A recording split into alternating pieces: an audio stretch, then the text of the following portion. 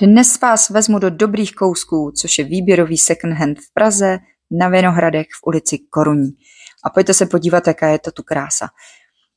Funguje to tady tak, že se vykupuje oblečení od lidí. Takže když si vytřídíte šatník a máte doma pěkný kousky, které jsou prodejný, tak je sem donesete, paní majitelka se na ně podívá a ty věci, které uzná za vhodný, že jsou prodejný, tak vám za ně nabídne cenu, domluvíte se na ceně, ona je od vás odkoupí a potom se tu prodávají. Ty věci jsou v krásném stavu, jsou to opravdu top kousky, většina značky, kouká se tu hodně na materiály, snaží se opravdu prodávat přírodní materiály, kvalitní věci. Je tu krásný prostředí, převlíkací kabinka je samozřejmostí a je tu skvělá obsluha. Prostě sem ty lidi rádi chodějí, rádi se sem vracejí. Neváhejte a přijďte se určitě podívat.